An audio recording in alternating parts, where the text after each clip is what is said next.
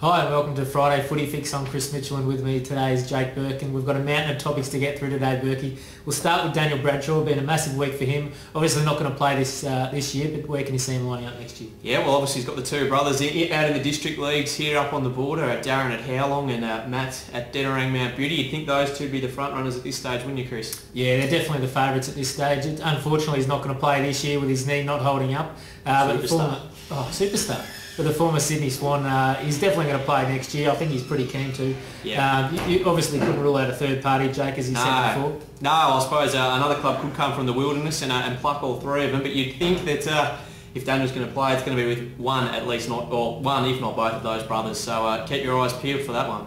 Now another big gun we think might be coming back to the O&M, Craig Edney, obviously the Pigeon superstar. He's been overseas for a little while. Rennie's ruled him out this week. Where do you think he's going to line up? Yeah, well, as you said, Coach Lee Ramsdale said that he wants to see him back at Yarra and expects him to, so we'll see how that one unfolds. But if the little master comes back and pulls on the Pigeons jumper, look out. I suppose it might just open the door for another little grand final rematch with the Tigers. I think it's exactly what Albury wouldn't be wanting at this stage of the season. No, you wouldn't have thought so.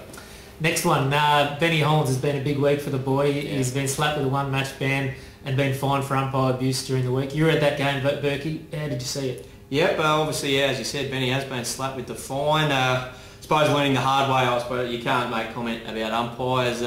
Most coaches go through it, I guess. You learn in your first year, which he has done. He's obviously the playing group's learning, Ben's learning, and Ben will learn from that, I suppose, if we could use the word once again. But yeah, obviously you can't make comment on the umpires, and everyone will move on from there. Dean Harding filling in.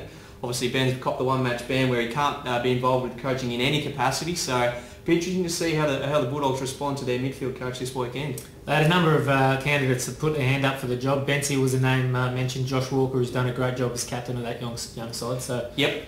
Be interesting to see how they go this weekend. Doesn't get any tougher against Auburn. No, yeah, you'd think they'd struggle against the might of the Tigers, but who knows? Very competitive last week against the Raiders. Probably should have won that game if I go out on a limb and say that, because they led at every change, but I think it's a bit of a jump up from taking on the Raiders to Albury, but who knows? You'd expect the Dogs to throw everything at the Tigers after the week they've had. Now this week, round 12, O&M, not quite as interesting as last week with some big blockbusters last week, but this week, Raiders, Corowa, going to be an interesting one at Raiders. Yep, Raiders obviously in the top 5 at the moment. Lost last time to the Roos though down at John Ford Oval, so it'll be interesting to see how they bounce back. And your man, the chocolate man, how is he going? Drusi, yeah, he's obviously struggled the last few weeks, but don't rule out a bag this week, Chris. I reckon he might be a chance, but Raiders we'll keep that spot in the 5, I think, at home. They won't make the same mistake as last time. We'll get the points here. We'll forget the chocolate, so to speak. I think you might be right.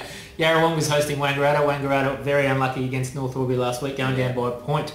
Going to be a bit different at the JC Low Oval. Yeah, you'd think so. Obviously, Wang knocked off the Pigeons last time they played. A few different changes to the side. Obviously, Tyler Bonnet back in this week, which is great to see for the Pigeons fans. But think down there, Yarra will get the job done. Wang still looking for that big scalp. Obviously they took it up to Yarra last time and beat them, but struggled against both Albury and Lavington. So big game for the Magpies. Now I'll quickly get your tips. Myrtleford hosting North Albury. Yeah, close one. I'm going to go the Hoppers. What about you? Yeah, I'm going to have to go to the Hoppers. I saw the Saints last week against the Rovers. Very disappointing.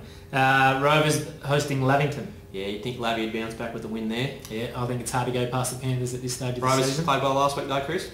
Yeah, they did. Their older blokes really stood up, and it's going to be the second tier guys that are going to have to stand up this week. Last one on the Sunday, big one for Wodonga at Albury at the sports ground. How do you see this one panning out? But as we said earlier, I think Albury might just be a bit too strong. Bit hard to pick anyone else but the Tigers at the moment. Absolutely. Thanks for joining us on Friday Footy Fix. Don't forget your sports lift out this weekend, Monday. Huge. And on Saturday, big O&M previews, and get all your Footy Fix at the Border Mail.